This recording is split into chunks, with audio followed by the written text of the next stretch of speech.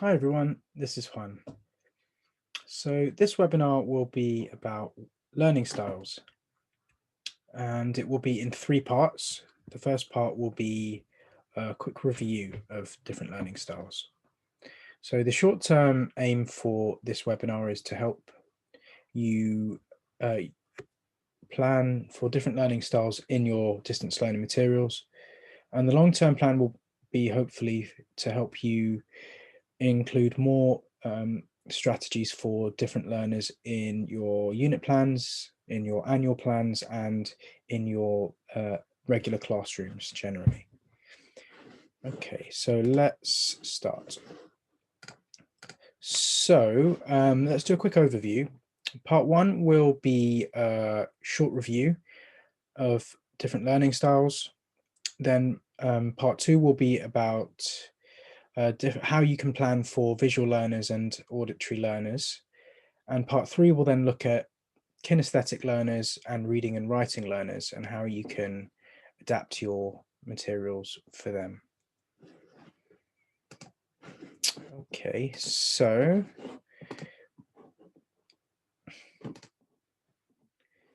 there are four recognized learning styles: visual, auditory, kinesthetic, and reading writing learners. So remember, our brains learn in different ways. So it's really important to adapt our teaching and learning to different methods of learning so that all students in your class have a good chance to progress and achieve.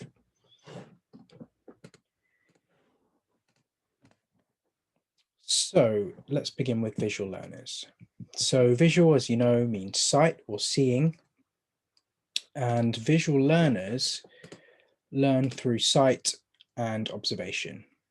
So their brains understand and learn best through pictures, diagrams, and written instructions. So the visual learners in your class, you might notice, like to draw a lot, they like to make lists and also take notes. So it's good to include activities that allow them to do those things. So let's look now quickly at auditory learners. So auditory means hearing, and auditory learners learn through sound. So at the moment, obviously, it's quite difficult with distance learning to create materials that are good for auditory learners. But some students, remember, might have family members, be it guardians or siblings or even friends that they study with. So it is a good idea to have optional activities that might have an auditory part. So your auditory learners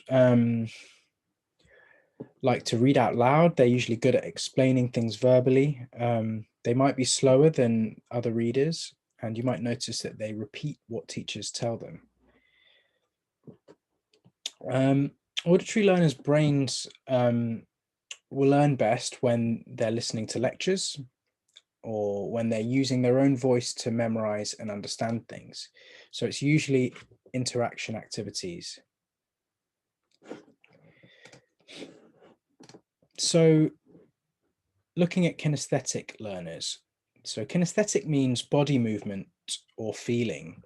So it doesn't necessarily mean a student has to be moving around the class or doing a physical activity out of their seat. It can just mean body movement or feeling. So it could even be sort of a sensory activity like touching.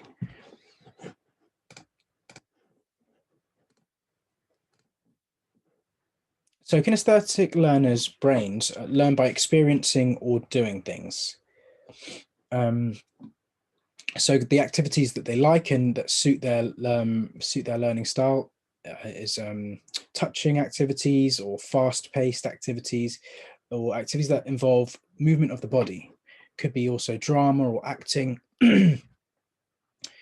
So it's also good to have breaks in your lessons, especially for kinesthetic learners, because it gives them a chance to relax and to rest, and then to come back to their learning. You might notice that kinesthetic learners are generally a bit more fidgety. They might find it difficult to sit still. They might get out their seat, or appear a little bit restless. So they also might be good at sports and dance. So having those rest breaks is quite important to allow kinesthetic learners to just have take the time away from their study and just come back to it.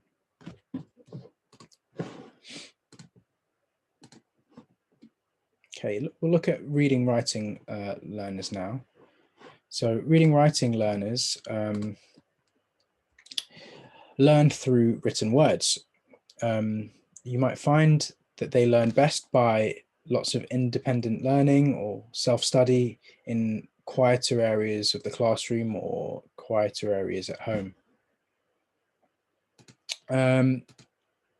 So your reading writing learners might enjoy writing. They might be like reading books and articles. You might notice that they keep a journal, or they might ask you to look up words in the dictionary in class, or ask to use the internet to look things up. So having time, allocating time for your reading writing learners to do that is a good idea. Okay, so that's all for the review. Thanks for watching. I hope it's a little bit helpful. It's to just remind you of the different learning styles. Please watch Learning Styles Part 2 on visual learners and auditory learners.